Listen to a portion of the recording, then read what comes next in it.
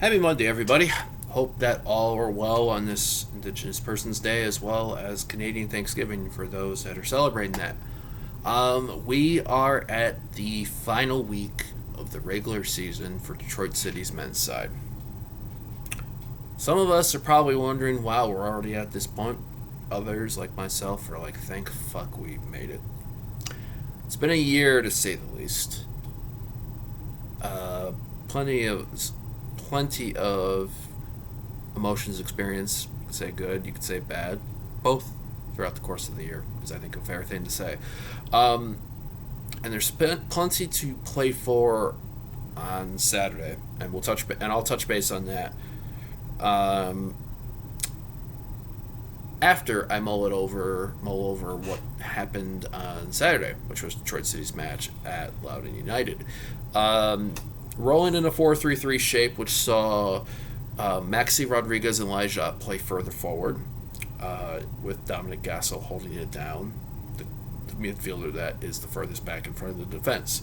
And Maxi was able to double his goal tally with a brace. So he's up to 4 goals for the season.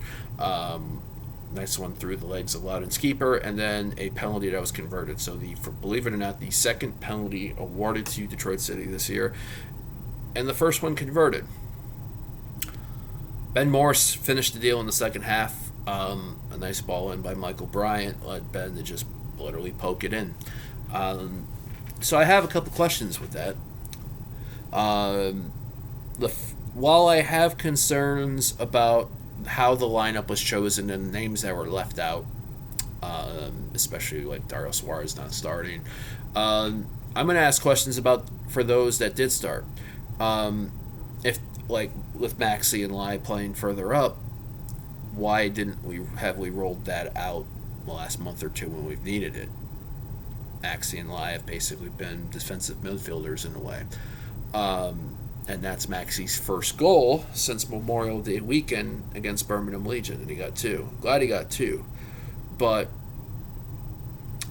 it reminded me of a shape that City was being successful in when Tommy McCabe was still with us before he got traded, in Gasso's role, being the one deep back to allow Lai and Maxi to roam further forward and cause some havoc. Will that be a change that also will work this Saturday? We will see. There have been plenty of questions. I've been getting questions a lot from people wondering why Skaggy Simonson's not playing, why Adrian Billhardt's not playing, why Dario Suarez is not playing. And honestly, to those that are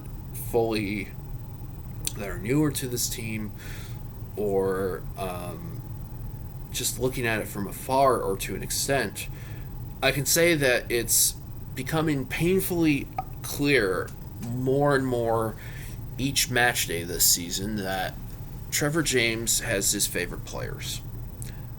And his favorite players seem to be the ones that have been with us through our last NPL season, summer of 2019, and part of our Members Cup team, fall of 2019. Our NISA teams of 2020 and 21, those who have stayed on. Our first USL season last year. Those seem to be the names, for the most part, that are going to be the first ones chosen. Guys like, obviously, Steve, Maddie, Mike Bryant, Devin, Lejap, Maxi, Connor. Obviously Nate Steinwasher in goal. And those guys are going to get chosen, especially in the attack element, with, say, like, no matter how tepid our offense is, and even when a spark is needed. And it's very unfortunate. I understand it in a way based off of the international clubs I follow, and it reminds me of certain things I see with the teams that I follow and support. But I agree with people. It definitely is frustrated, especially when you look at some of the guys like Richard Ballard, Dario Suarez, Scotty Simonson, Adrian Billhardt, who have shown talent and who have, when they've come on, given their all. What is it that is not motivating Trevor James to select these guys? Because if you look at this 2023 team of players that Trevor's brought on, those that have only really been playing consistently in and out have been Ben Morris, and I feel that at times we haven't put him in the best positions to succeed. O'Neal Fisher, when healthy, who's not only been playing defensive positions, he's also been playing high attacking things, as like defending from attack. Tommy McCabe, when he was with us, was playing week in and week out before he got traded to Tulsa. And Brent Levi's. Although Levi's, has been dealing with some hamstring issues on and off throughout since joint. I think he actually got hurt when playing for Tulsa at Keyworth, and it's been off and on with that. So I feel for some players that seem to be tops on the selection list for Trevor as being unfortunate, maybe scapegoats to those that are wondering why some of the more flashier players aren't getting time, even though, like, the last time Dario Suarez started, he scored a goal, the opening goal in the win against Hartford Athletic. And there's a spark to this team. And some of the best performances we've had in this team happened in the summer when it was Dario and Ben, and Ballard on the right, and Reese on the left, and Levi's in the back.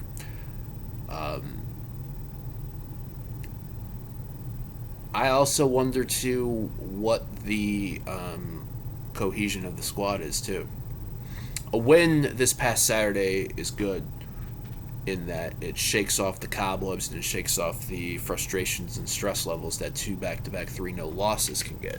Can they take that moving forward for the upcoming match? So let's fill in everybody on what's at stake here and what can play out. So Detroit City, as you know, won 3-0 in Loudoun. While Miami FC, or the Miami FC, whoever wants to still fucking call it that if you're not in Florida, fell behind 1-0 to Charleston Battery, but showed fight, grit, and determination to not only come back and equalize, but to win it late. 3 points. Their 4th win in a row. Their last loss, September 9th at Keyworth Stadium. So, Miami is currently a point above us.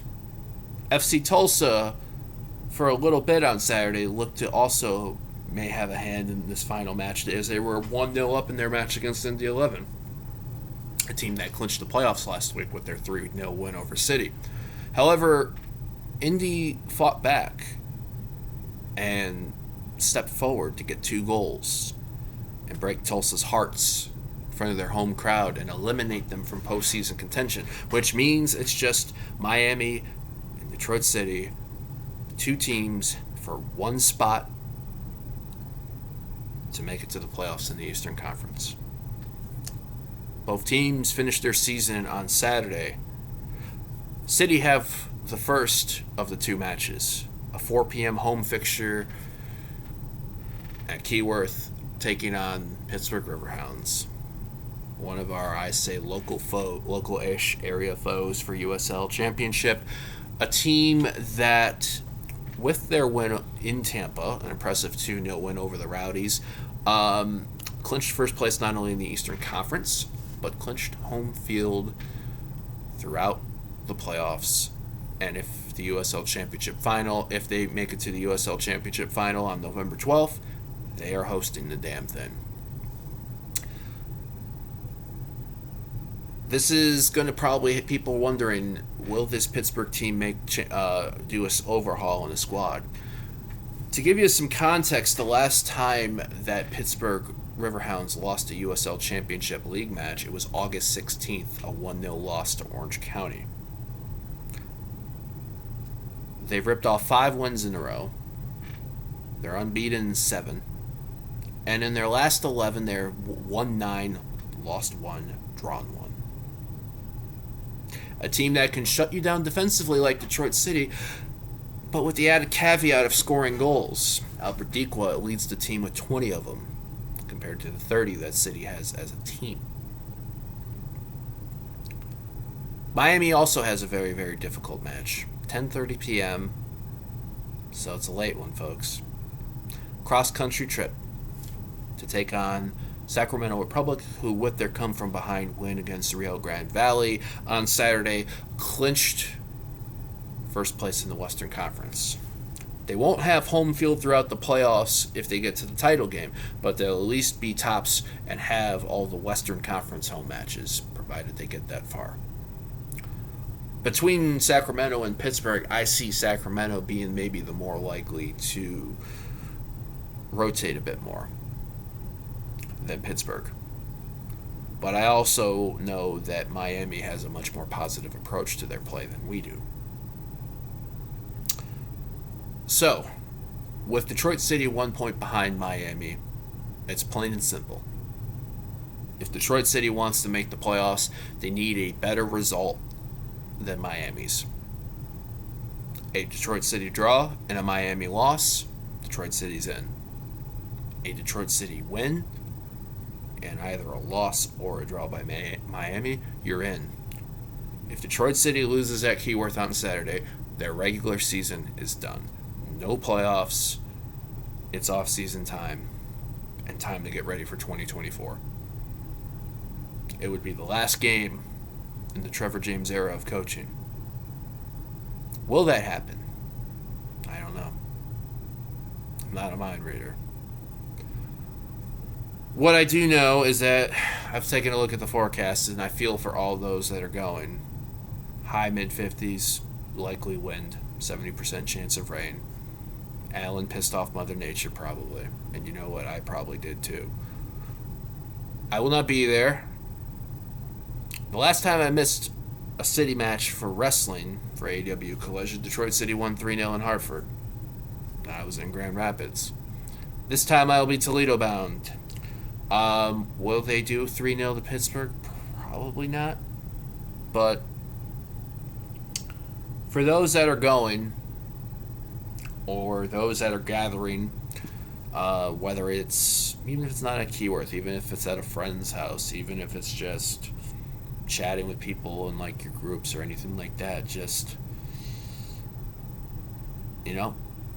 bring the passion, bring the fire, and hope for the best.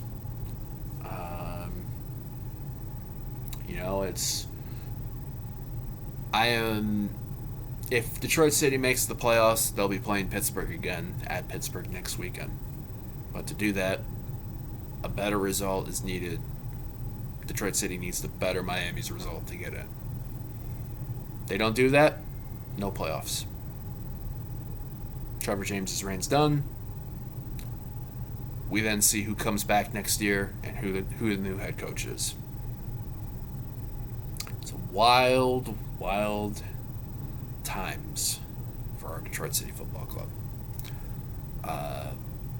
So all the best to those. I know Red's going to be like, you forsake your club again, Garret. No regrets. None at all. The lads should be probably getting together again this week for an episode. I don't know when they're going to be gathering, but look for another fun episode of 451 to hit whatever you check out your podcast at. Shout out to the lads last week. Really enjoyed last week's episode. If you got any questions or want to chime in with your input, feel free to reach out to us. 451DET on Twitter. 451DET at gmail.com. Try to test the true place. And regardless of the result on Saturday, take care of yourselves. I say win, lose, or draw City overall, but I also don't want people to wreck themselves, stress themselves out, or burn themselves out just by following this football club. Do what you can with what you have, and the rest will go from there. So be good to each other, and I wish everyone the best. Happy Monday. Happy Thanksgiving to all of our Canadian contingent checking this video out. The return of Mulleting Over City. Reasons that if you don't know, you'll know one way or another. Love y'all. Until next time.